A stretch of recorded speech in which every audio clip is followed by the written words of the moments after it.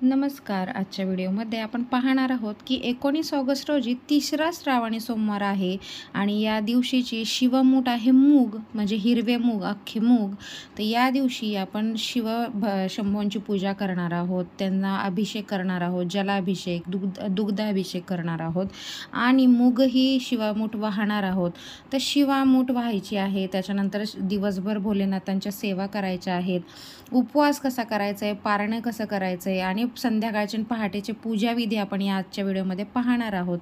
तर श्रावण हा महिना दैवी आशीर्वाद, आध्यात्मिक शुद्धीकरण असा काळ आहे आणि आपण अध्यात्माच्या दृष्टीने इथे खेचले जातो. श्रावण हा सर्वच उपासना आणि देवाची विशेष भक्ती करण्याचा काळ आहे. तर या 19 ऑगस्ट रोजी तिसरा श्रावणी सोमवार येत आहे आणि आपण शिवामूठ वाहतो, शिवाची वेगवेगळी उपासना करतो. तर या दिवशी आपण आपली पूजा करायची आहे ते पाहणार आहोत. तर पहाटे लवकर उठायचं आहे, स्नान करायचं आहे, त्याच्यानंतर शिवशंभूंची पूजा करण्यासाठी किंवा आपण जर शिवमंदिरात जात नसू तर घरच्या घरी आपल्याकडे शिवपिंड असेल तर त्याच्यावरती सकाळी आपण जेव्हा देवपूजा करतो तेव्हा जलाभिषेक म्हणजे जल अवश्य अर्पण करायचं आहे.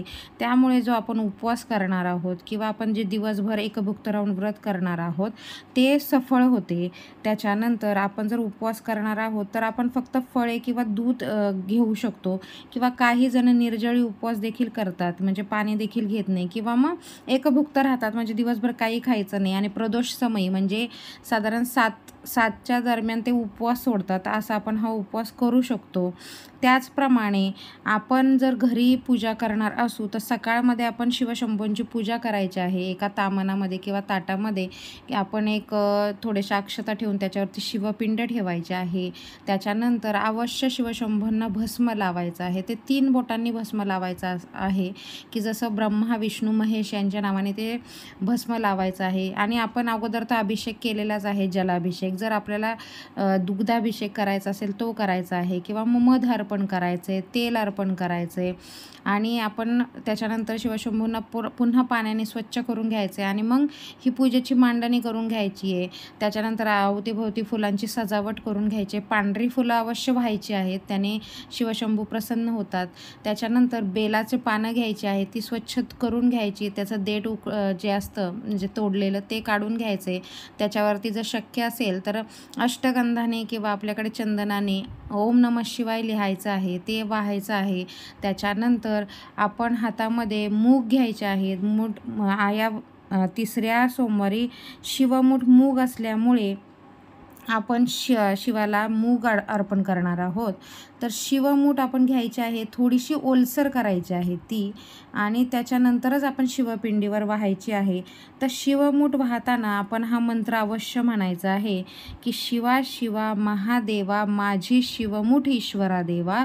आणि म्हणायचं आहे की ही शिवमूठ जी आहे मुगाची ती तुम्हाला समर्पित आहे आणि देवा माझ्या ज्या चुक्या असेल ते माफ करा आणि माझ्या ज्या इच्छा असतील त्या पूर्ण करा आणि माझी ही साधी भोळी जी भक्ती आहे किंवा जी पूजा केलेली आहे ती मान्य करून घ्या देवा आणि काही चुक्या जर झाल्या असतील त्याही माझ्या क्षमा करा.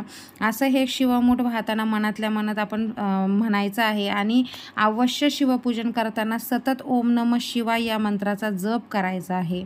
आणि आपण दिवसभरात कधीही 5 माळ ओम नमः शिवाय मंत्राचा जप करायचा आहे. सकाळी करू शकतो किंवा उपवास सोडण्याच्या पूर्वी आपण ह्या गोष्टी करू शकतो. त्याचप्रमाणे संध्याकाळी आपण जर शक्य असेल आपल्याला तर आपण जो शिवलीलामृत ग्रंथाचा 11वा अध्याय आहे त्याचे पठण करू शकतो किंवा यूट्यूबला लावून देऊ शकतो. त्यानंतर महामृत्युंजय मंत्राचं देखील दिवसभरात आपण यूट्यूबला लावून द्यायचं किंवा स्वतः म्हणायचं आहे. आणि हेही करणं शक्य नसेल तर आपण ओम नमः शिवाय या मंत्राचा अवश्य जप करायचा आहे, मनातल्या मनात करायचा आहे. आपल्याला शक्य असेल तेवढ्या माळेचा देखील जप करू शकतो.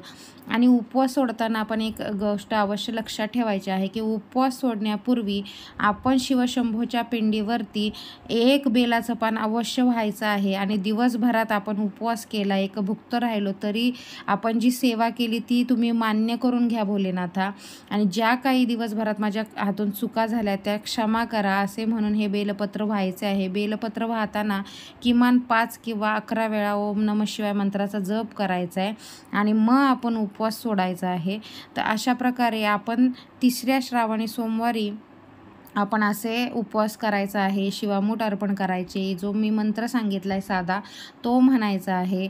आणि सर्व झाल्यानंतर आपण उपवास केल्यानंतर पारणे कसे सोडायचे आहे, म्हणजे उपवास कसा सोडायचा आहे हे देखील पाहिलं, की अवश्य आपण शिवपिंडीवर बेलपत्र वाहायचं आहे. की असेल तर बेलाचे फळ आपण वाहू शकतो, धोत्र्याचे फूल वाहू शकतो. या दिवशी 19 ऑगस्ट रोजी पौर्णिमा देखील आहे, त्यामुळे या दिवशी आपण भगवान भोलेनाथांबरोबर भगवान विष्णूंची देखील सेवा करू शकतो. याचबरोबर ओम नमो भगवते वासुदेवाय या मंत्राचा देखील आपण जप करू शकतो. त्यानंतर विष्णू सहस्रनामाचं पठण करू शकतो. या दिवशी आपण भगवान विष्णू भोलेनाथांच्या दोघांच्याही ज्या आपल्याला शक्य असेल त्या सेवा करायच्या आहेत. आणि आपण आपल्यावरती भगवान शिवाची आणि विष्णूंची दोघांची एकत्रित आपण कृपा प्राप्त करू शकतो. त्यामुळे आपल्या आयुष्यामध्ये समृद्धी, आरोग्य आणि आनंद मिळतो आणि आपलं जे मन असतं ते सर्व विकारातून मुक्त होतं आणि आध्यात्मिकाकडे आपण जातो. त्यामुळे अवश्य तिसऱ्या सोमवारी या गोष्टी आपण अवश्य करायच्या आहेत. आणि विशेष असा हा श्रावणी सोमवार आहे, तर नक्कीच आपण ह्या सेवा करू शकतो. तर आजच्या व्हिडिओमध्ये सांगितलेली माहिती तुम्हाला कशी वाटली नक्की कमेंट करून सांगा. आणि चॅनलला लाईक, शेअर, सबस्क्राईब करायला विसरू नका. श्री स्वामी समर्थ. जय जय स्वामी समर्थ. धन्यवाद.